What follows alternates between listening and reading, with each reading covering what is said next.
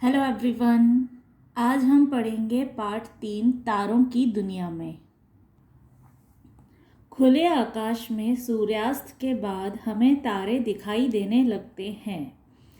सूर्य के क्षितिज के नीचे आने पर भी कुछ समय तक आकाश पर हल्का सा प्रकाश छाया रहता है। जब यह प्रकाश भी लुप्त होने लगता है तब क्रमशः तारे आकाश के पर्दे पर दिखलाई देने लगते हैं। वे कहाँ से आते हैं? तारे किसी एक जगह से नहीं आते और न ही वे एकाएक प्रकाश में प्रकट होते हैं। वे अंतरिक्ष में मौजूद रहते हैं, पर सूर्य की चमक दमक के आगे उनकी चमक फीकी पड़ जाती है और वे दिन में दिखाई नहीं देते। इतना ही नहीं, चंद्रमा के धीमे प्रकाश में भी कई तारे लुप्त हो जाते हैं। तारे बहुत प्रकाशवान होते हैं। सूर्य भी एक तारा ही है। केवल निकट होने के कारण वह बहुत तेजस्वी लगता है। जैसे 100 वॉट पावर के बल्ब को 1 फुट की दूरी से देखने का अगर हम दुस्साहस करें तो आंखें चकाचौंध हो जाएंगी, किंतु वही बल्ब 100 मीटर की दूरी से देखने पर कितना तेज लगेगा। इसी प्रकार आकाश में दिखाई देने वाले तारों में कई तारे सूर्य से भी कई गुना प्रकाशवान हैं, लेकिन बहुत दूर होने के कारण वे मंद लगते हैं। और चंद्रमा का प्रकाश भी खुद उसका अपना नहीं है, बल्कि सूर्य का बिखराया प्रकाश है, सूर्य से ग्रहण किया प्रकाश है। प्राचीन काल से तारों का अध्ययन करने वालों ने कई महत्वपूर्ण बातें देखी। उन्होंने देखा कि अधिकांश तारे सूर्य की तरह पूरब से उदय होकर पश्चिम दिशा में अस्त होते हैं, पर एक तारा ऐसा है जो कक्षा में घूमने के बजाय स्थिर नजर आता है। वही है ध्रुव तारा, जिसको हमारी पौराणिक कथाओं में बहुत महत्व दिया गया है। राजा उत्तानपाद की 2 रानियां थीं, सुनीति और सुरुचि, जिनमें सुरुचि उन्हें अधिक प्रिय थी। एक दिन सुरुचि के पुत्र उत्तम को अपने पिता की गोद में बैठे देखकर सुनीति के पुत्र ध्रुव ने भी वहां बैठना चाहा, परंतु सुरुचि ने उसे वहां से जबरदस्ती हटा लिया। इस घटना से क्षुब्ध होकर बालक ध्रुव ने भगवान शंकर की कड़ी तपस्या की। आखिर भगवान प्रसन्न होकर बोले, बेटा वर मांगो। तो ध्रुव ने ऐसे स्थान की मांग की जहां से उसे हटाया न जा सके। वह ध्रुव आकाश में आज भी अटल मालूम पड़ता है। किसी खास प्राकृतिक घटना को जिसका कारण विज्ञान द्वारा नहीं मिलता, ऐसी घटनाओं को लोक कथाओं में गढ़ लिया जाता है। लेकिन जैसे जैसे विज्ञान उन्नति करता जाता है, कारण मीमांसा भी आगे चलकर हो ही जाती है और फिर लोक कथा केवल एक मनोरंजक कहानी के रूप में ही रह जाती है। 2000 साल पहले यूनानी निरीक्षकों की यह धारणा थी कि पृथ्वी के चारों ओर ब्रह्मांड एक गेंद के रूप में फैला हुआ है और यह गेंद एक धुरी पर घूमती है। इस धारणा के अनुसार तारे इस गेंद पर चिपके प्रकाश स्रोत हैं जो गेंद के साथ साथ घूमते हैं। ध्रुव तारा गेंद की धुरी पर होने के कारण नहीं घूमता। एक गेंद को किसी भी व्यास के चारों ओर घुमाकर देखो, गेंद की सतह पर 2 बिंदु ऐसे मिलेंगे जो सदा स्थिर रहते हैं। 5वीं सदी में जन्मे भारतीय ज्योतिर्विद आर्यभट्ट ने इस धारणा का खंडन किया था। अपने ग्रंथ आर्यभट्टीय में उन्होंने यह दलील दी। जिस प्रकार नदी के तट पर स्थित स्थिर वस्तुओं, पेड़, मकान आदि को नाव में बैठा व्यक्ति उल्टी दिशा में जाते देखता है, उसी प्रकार स्थिर तारे पृथ्वी से देखने पर पश्चिम दिशा में जाते दिखाई देते हैं। इसलिए आर्यभट्ट का यह दावा सही है कि ब्रह्मांड के तारे स्थिर हैं और हमारी पृथ्वी ही अपनी उत्तर दक्षिण धुरी पर घूमती है। घूमती पृथ्वी से देखने पर भी तारे घूमते नजर आते हैं, लेकिन तत्कालीन एवं आर्यभट्ट के बाद के विद्वानों ने सही दलील का समर्थन नहीं किया और दुर्भाग्य से इस विचारधारा को 10 शताब्दियों तक उपेक्षित रहना पड़ा। 16वीं सदी में कोपरनिकस के विचारों का प्रभाव जैसे जैसे बढ़ने लगा, वैसे वैसे स्थिर पृथ्वी की कल्पना दोलायमान होती गई।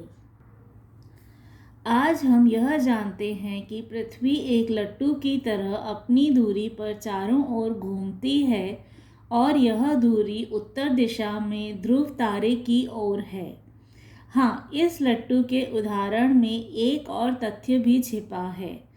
जब तुम एक लट्टू को घुमाते हो तो क्या उसकी धुरी स्थिर रहती है? नहीं, वह भी धीरे धीरे शंकु बनाते हुए घूमा करती है। इसी तरह पृथ्वी की धुरी भी अंतरिक्ष में स्थिर नहीं है, वह भी धीरे धीरे घूमती हुई लगभग 20,000 वर्षों में एक चक्कर पूरा करती है। इसका मतलब यह हुआ कि सर्वदा यह धुरी ध्रुव तारे की ओर नहीं रहेगी। करीब 5,000 वर्ष पहले पृथ्वीवासियों को ध्रुव तारा भी घूमता नजर आता होगा, क्योंकि उस समय अटल स्थान था थुबैन तारे का। इसी प्रकार भविष्य में 11,000 वर्षों के उपरांत ध्रुव के बजाय वेगा अटल तारा होगा। यदि हम आकाश के तारों को ध्यान से देखें और कई महीने अपने निरीक्षणों को जारी रखें तो हमें एक और बात दिखाई देगी। वह यह कि सामान्यतः हर तारा अपने पड़ोसी तारों की पृष्ठभूमि में स्थिर दिखाई देगा, यानी तारों के पटल पर कुछ इने गिने अपवाद छोड़कर सभी तारे स्थिर रहते हैं। केवल पृथ्वी के घूमने के कारण यह तारापटल पूर्व से पश्चिम को सरकता नजर आता है।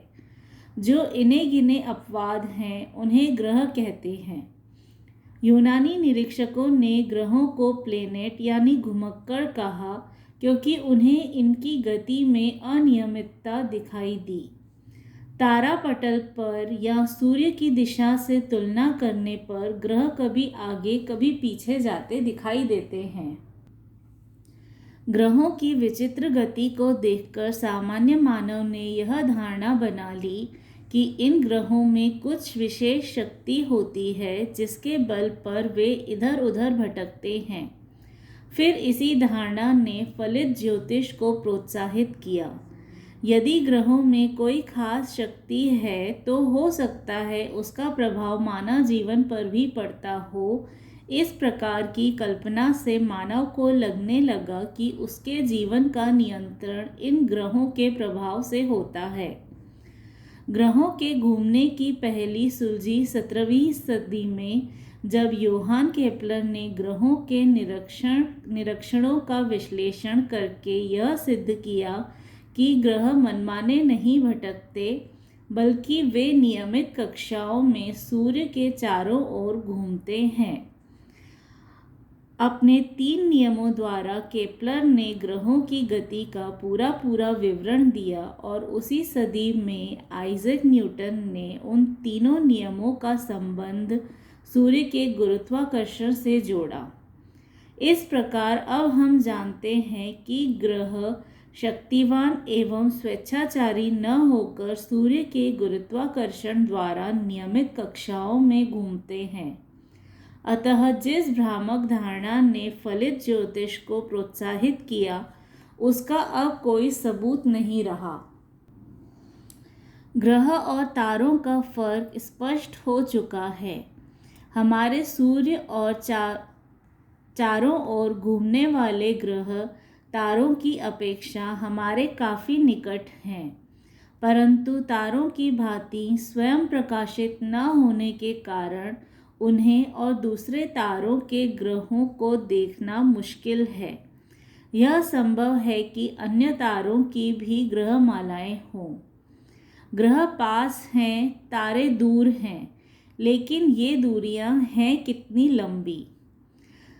सन 1838 में बेसल नामक एक जर्मन ज्योतिर्विद ने तारों की दूरियां नापने के लिए पैरलेक्स विधि को सफलतापूर्वक अपनाया। इस विधि से आसपास के लगभग 700 तारों की दूरियां आज हम नाप सकते हैं, किंतु आकाश में हम जिन तारों को अपनी आँखों से देख पाते हैं उनमें से अधिकांश तारों की दूरियां इतनी अधिक हैं कि उन्हें नापने के लिए पैरलेक्स प्रणाली भी कामयाब नहीं होती है। आज ऐसी स्थिति है कि जो तारा हम देख सकते हैं उसकी दूरी पैरलेक्स विधि से नाप नहीं सकते, और जिसकी दूरी हम नाप सकते हैं उसे देख नहीं सकते। So this was our chapter 3, तारों की दुनिया में। If you have any doubt or query, you can ask me in the comment box below, and also you can find the links to other chapters in the description box below. Thank you everyone.